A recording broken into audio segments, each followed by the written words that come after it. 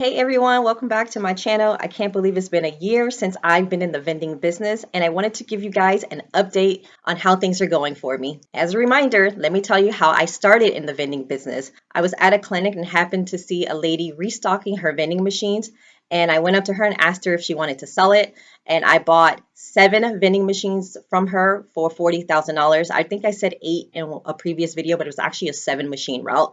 And so I acquired that by simply asking a vendor if she wanted to sell her machines. And just like that, I was thrown into the vending industry without knowing anything. I literally started vending out of a 2-seater Porsche.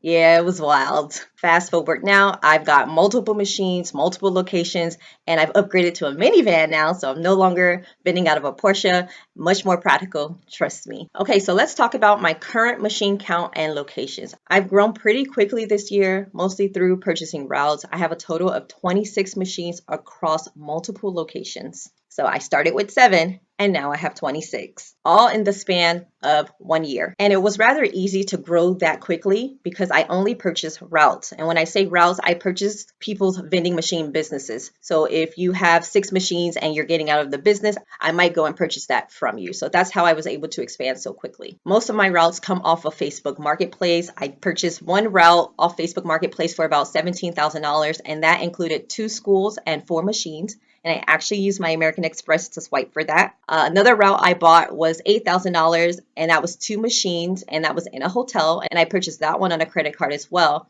And then my biggest purchase was a route of 8 machines for $67,000.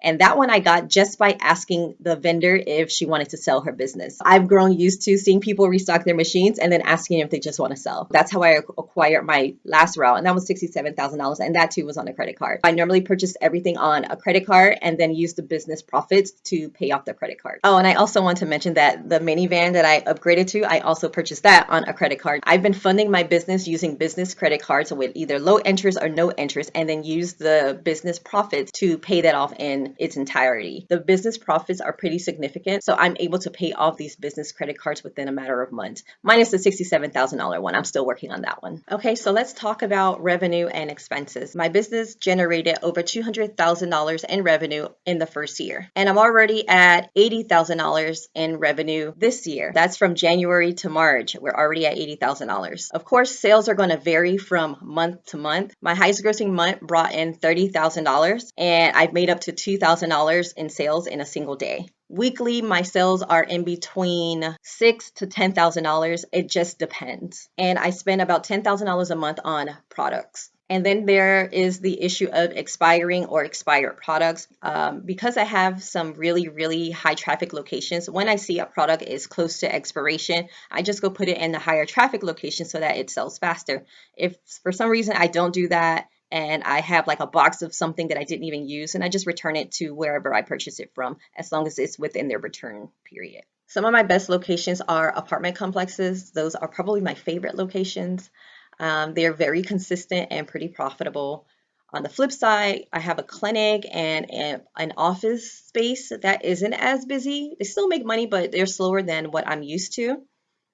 And my least favorite location, I'm not going to lie, are schools, elementary schools. I do have a couple of elementary schools, and they're my least favorite because, one, they're out for the summer, they have spring break, there are planning days, and there are all kinds of days off. And then they're closed on the weekends, and those are all opportunities I'm missing to generate revenue.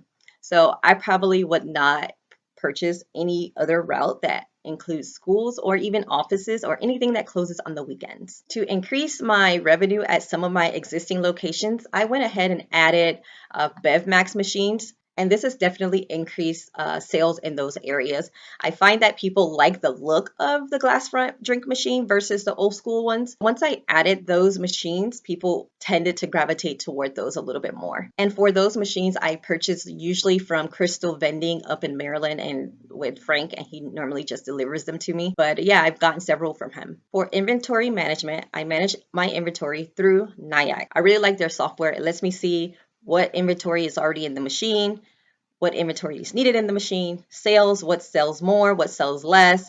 It just gives me everything that I need to manage the business. I still have a few Cantaloupe card readers that I haven't switched out yet, but I eventually plan to phase those out and have everything with NIAX for a more streamlined system. I shared why I prefer NIAX in a previous video, and those thoughts haven't changed, so I prefer NIAX.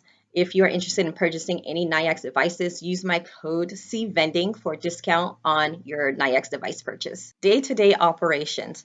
I stock my machines Monday through Thursday, and I don't do any vending work on Friday through Sunday, unless I'm ordering product online. Depending on how empty the machines are, or if I hit any technical issues, it takes me between 3 to 8 hours a day. If I have no technical issues and I'm filling up like 10 machines, that might be 4 hours. But if there's a technical issue where I have to call NIAX or I have to figure something out, it will definitely take me a little bit longer. And if it's a technical problem that I cannot fix, I usually have Shrimco in Maryland handle all of my repairs, give them a call or even text, and they'll schedule an appointment to come fix your machine. I had a machine down for 1 month back in February, and that month is when I made $30,000, even with one machine down. Okay, so I purchased my products primarily from Sam's Club and BJ's. I find Costco to be more expensive than the three in my state. So mostly from Sam's Club, I order online, and BJ's I order online. I usually get everything ordered online and have them delivered to my home. I seldomly have to go to the store and pick up anything. I just have them delivered to my house. Theft and vandalism. You can't be in the vending business and not experience this at one point or another. My first few months, I did have a couple of kids shaking my machine to steal items that fall out. And so what I did was I installed a camera, and I got the camera from Amazon, just a random cheap camera, hooked it up with a T-Mobile hotspot so that it didn't have internet. And I caught them. And when I caught them, I pasted their pictures and emailed their bosses. And yeah, I haven't had any theft or vandalism since then. Let's knock on wood. But I would say definitely invest in some sort of security camera system if you are experiencing theft or vandalism. If you're thinking about starting in vending, my biggest tips is first, buy routes, buy somebody's business, people who are getting out of the business. It's the easiest way to expand or even to get into the business. You can buy routes on Facebook Marketplace. You can buy routes by networking and asking people if they're getting out of the business and try to secure it that way. Another thing is to always keep a backup card reader, because these NIAX devices, guys, I had one that just died on me out of nowhere. Fortunately, I had a backup one in my van and I was able to replace it right there on the spot, no downtime. Another tip is don't be afraid to increase your prices. As the prices in stores increased, Coke went up, so your prices of Coke should have gone up.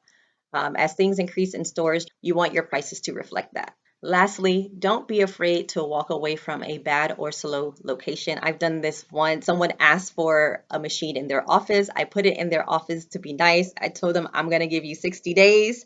And in those 60 days, if you're not making X amount of sales, then I'm out. And so in that 60 days, I think it generated maybe $200, and that's just too slow. So I took my machine out of there and put it somewhere else. Also, if you're noticing that you have way too many expired items, there's excessive theft and vandalism to your machine, you may want to consider moving your machine somewhere else. My year 2 goals, going into year 2, I'm looking to streamline my operations even more, possibly upgrade a few machines. Like I said, I do prefer the BevMax machines, and yeah, if I can replace a couple more of those.